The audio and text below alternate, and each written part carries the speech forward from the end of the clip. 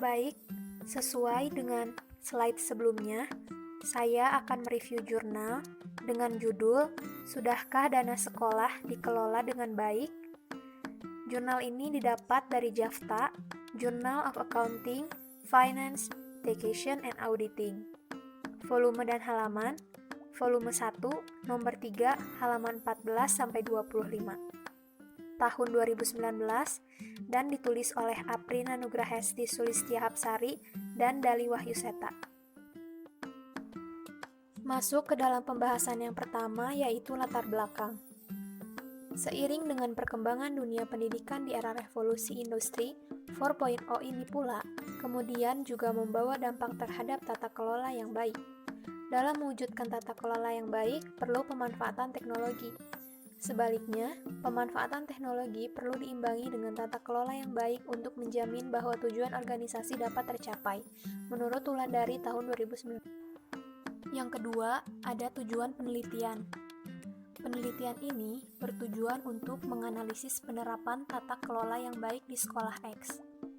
Sekolah adalah lembaga nirlaba di bidang pendidikan yang tidak terpisahkan dari resiko kecurangan dalam pengelolaan dana sekolah. Kecurangan di sektor pendidikan dapat diminimalisir dengan adanya penerapan prinsip-prinsip tata kelola yang baik di sekolah. Yang ketiga, ada permasalahan. Permasalahan utama yaitu potensi penyimpangan atau penyalahgunaan wewenang. Perkembangan global yang saat ini semakin mempermudah segala sesuatu, semestinya mampu mendukung penerapan kelima prinsip dasar tata kelola yang baik dalam meminimalkan potensi penyimpangan atau penyalahgunaan wewenang, terutama di sekolah. Hasil pemetaan tindak korupsi yang dilakukan oleh Indonesia Corruption Watch pada tahun 2018 mencatat bahwa selama tahun 2018 terdapat 11 kasus korupsi di sekolah dengan kerugian mencapai 7,5 miliar dengan mayoritas pelaku adalah kepala sekolah. Yang keempat, ada objek penelitian. Penerapan tata kelola yang baik di sekolah X. Yang kelima, ada metode penelitian. Metode yang digunakan dalam penelitian ini adalah metode deskriptif kualitatif, dengan objek penelitian dilakukan di salah satu sekolah swasta di Jawa Tengah yang didukung oleh 30 orang pendidik dengan jumlah peserta didik lebih dari 400 siswa pada tahun ajaran 2017 dan 2018. Yang keenam, ada hasil penelitian. Berdasarkan pembahasan terkait transparansi, sekolah X masih belum terbuka untuk mencapai good school governance. Di sisi lain, penerapan prinsip responsibilitas di sekolah X sebenarnya sudah berjalan cukup baik. Akan tetapi, masih ditemukannya kelemahan sekolah X dalam menerapkan prinsip responsibilitas pada pengelolaan dana sekolah. Begitu pula dengan penerapan prinsip independensi dan fairness di sekolah X yang masih belum optimal. Maka, dari kelima prinsip pengelolaan yang baik terhadap dana sekolah, menunjukkan bahwa sekolah X masih belum optimal dalam mengimplementasikan semua prinsip tersebut. Penerapan tata kelola organisasi yang baik di sekolah X harus memperbaiki pola kegiatan yang ada untuk memenuhi masing-masing prinsip tersebut. Kelima prinsip yang diterapkan secara optimal dapat meningkatkan penerapan tata kelola yang baik di sekolah. Yang terakhir, ada simpulan dan saran. Penelitian ini menganalisis penerapan tata kelola yang baik di sekolah hanya pada satu bagian kecil aktivitas saja, yaitu pada aktivitas pengelolaan dana sekolah. Penelitian ini belum terfokus pada aktivitas lainnya, sehingga penelitian ini belum bisa mempresentasikan kondisi tata kelola yang baik di sekolah secara keseluruhan. Penelitian ini tidak dapat melihat penerapan tata kelola perusahaan dari sisi laporan keuangan sekolah. Karena data keuangan sekolah merupakan data sensitif sekolah, sehingga informasi data keuangan sekolah yang diperoleh hanya berdasarkan pada hasil wawancara yang diperoleh. Keterbatasan lainnya, tidak ada konsep yang spesifik menjelaskan tentang tata kelola yang baik pada sekolah. Lebih banyak prinsip tata kelola mengatur pada level korporat atau perusahaan.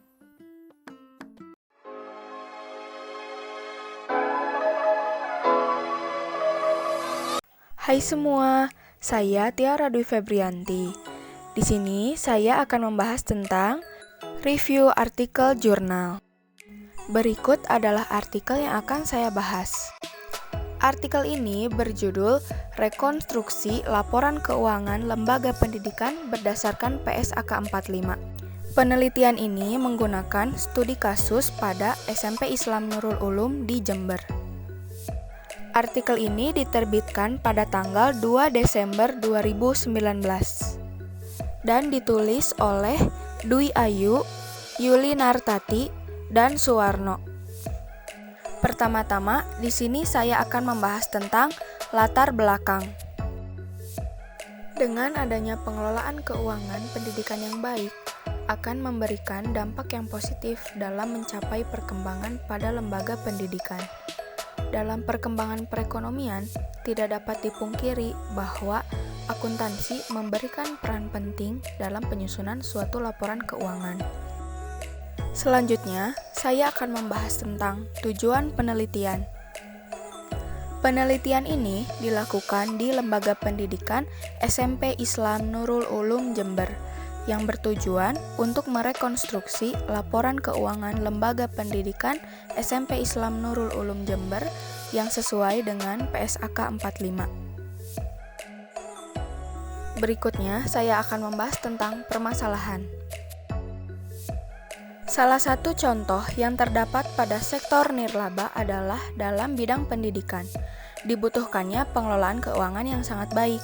Hal ini dikarenakan di balik perkembangan yang terjadi di lembaga pendidikan tidak semata-mata menggunakan dana individu, melainkan dana yang diperoleh dari para donatur.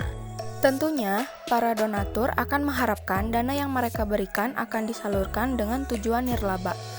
Apabila kurang adanya akuntabilitas dan transparansi pada pengelolaan keuangan, dampaknya akan memberikan efek ketidakpercayaan bagi para donatur pada lembaga pendidikan untuk di kemudian hari. Selanjutnya akan dibahas tentang objek penelitian. Objek penelitian pada artikel ini adalah SMP Islam Nurul Ulum Jember yang laporan keuangannya belum sesuai dengan PSAK 45. Lalu ada subjek penelitian. Peneliti melakukan wawancara dengan bendahara dan kepala sekolah SMP Islam Nurul Ulum Jember. Lalu ada metodologi penelitian. Penelitian ini menggunakan metode kualitatif. Jenis data yang digunakan yaitu data primer dan data sekunder. Metode pengumpulan data dilakukan dengan cara wawancara dan dokumentasi. Berikutnya yaitu hasil penelitian. Hasil penelitian ini menunjukkan bahwa penyusunan laporan keuangan Lembaga Pendidikan SMP Islam Nurul Ulum Jember tidak sesuai dengan PSAK 45 dikarenakan laporan keuangan yang disusun yaitu penerimaan dan pengeluaran kas tiap bulan saja, sehingga dihasilkan rekonstruksi laporan keuangan lembaga pendidikan berdasarkan PSAK 45 yang terdiri dari laporan posisi keuangan, laporan aktivitas, laporan arus kas, dan catatan atas laporan keuangan. Selanjutnya, saya akan membahas tentang kelebihan dari artikel ini. Kelebihan dari penelitian ini yaitu dalam masalah keabsahan data yang sangat detail dan sangat diperhatikan asal-usulnya dari mana sehingga data yang didapat akan akurat.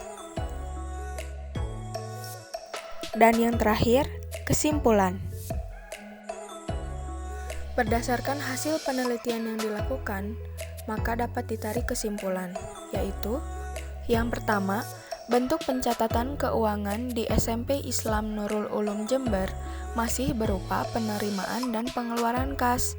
Catatan keuangan tersebut merupakan laporan buku kas bulanan, sehingga belum mengimplementasikan pembuatan laporan keuangan sesuai dengan PSAK 45.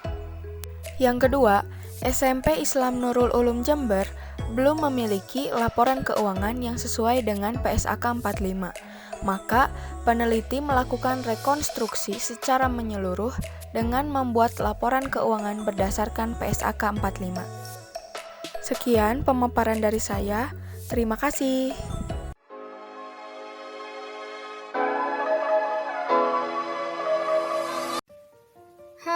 Di sini saya akan mereview suatu artikel. Sebelumnya, perkenalkan, nama saya Anissa dengan NIM 1802038. Yang saya review berjudul Penerapan PSAK nomor 45 dalam meningkatkan transparansi dan akuntabilitas laporan keuangan pada SMP Hikmah Teladan Bandung. Artikel ini diterbitkan oleh Sains Ekonomi Manajemen dan Akuntansi Review yang ditulis oleh Nevi Siti Nurrahmah, Ia Kurnia, dan Abin Suarsa pada tahun 2019, volume 1, nomor 3, halaman 1-15.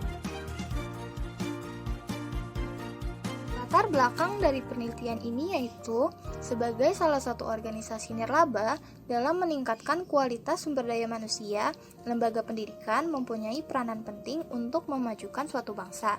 Memasuki era globalisasi, di mana perkembangan ilmu pengetahuan dan teknologi semakin maju, sektor pendidikan pun terdorong untuk meningkatkan kualitasnya dalam pelayanan dan penyediaan jasa pendidikan. Tujuan dari penelitian ini untuk mengetahui pelaporan keuangan SMP Hikmah Teladan, menganalisis kesesuaian laporan keuangan SMP Hikmah Teladan dengan pernyataan standar akuntansi keuangan atau PSAK nomor 45 dan mengetahui laporan keuangan yang transparan dan akuntabel berdasarkan PSAK nomor 45. Permasalahan utama dan umum yang terjadi pada lembaga pendidikan adalah terkait pengelolaan dana pendidikan. Tata kelola keuangan suatu lembaga pendidikan harus mampu menunjukkan pertanggungjawaban atas pengelolaan dana yang diperoleh dalam bentuk laporan keuangan. Namun, sebagian besar pelaporan keuangan pada lembaga pendidikan hanya menyajikan perolehan sumber dana dan penggunaan dana dalam bentuk penerimaan kas dan pengeluaran kas. Hal ini menyebabkan tidak adanya kejelasan apakah dana yang diperoleh digunakan sesuai kesepakatan dengan pemberi sumber daya, yakni pemerintah, orang tua siswa, dan masyarakat. Objek penelitian dalam artikel ini adalah laporan penerimaan dan pengeluaran kas.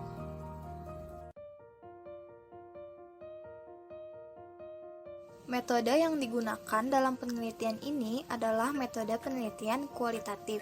Jenis data yang digunakan dalam penelitian ini adalah data kuantitatif dan data kualitatif. Data kuantitatif yang digunakan dalam peneliti ialah data keuangan SMP Hikmah Teladan, sedangkan data kualitatif yang digunakan ialah profil SMP Hikmah Teladan.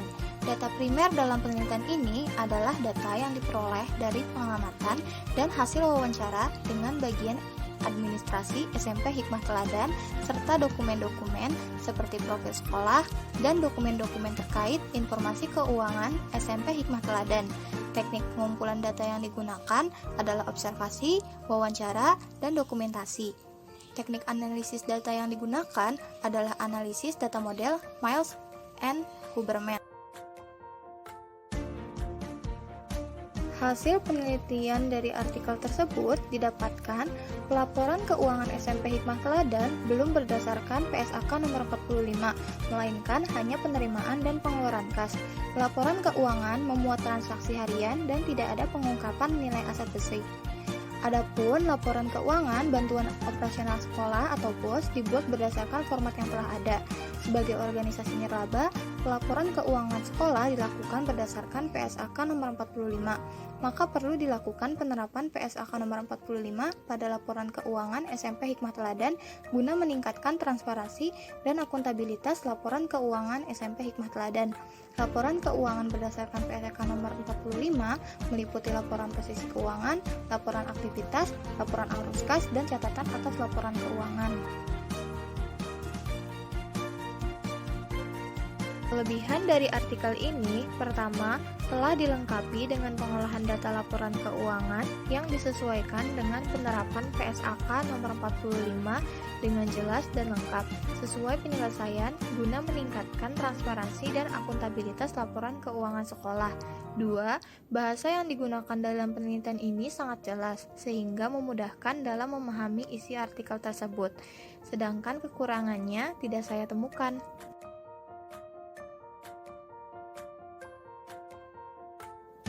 kesimpulan dari artikel ini, pertama, pelaporan keuangan SMP Hikmah Teladan hanya memuat penerimaan dan pengeluaran kas. 2. Pelaporan keuangan SMP Hikmah Teladan belum sesuai PSAK nomor 45. Hal ini disebabkan karena sekolah tidak membuat laporan keuangan secara mandiri, melainkan menginduk di yayasan. 3. Penerapan PSAK nomor 45 diperlukan sebagai wujud transparansi dan akuntabilitas pengelolaan keuangan SMP Hikmah Teladan. Sekian review artikel kami. Terima kasih. Wassalamualaikum warahmatullahi wabarakatuh.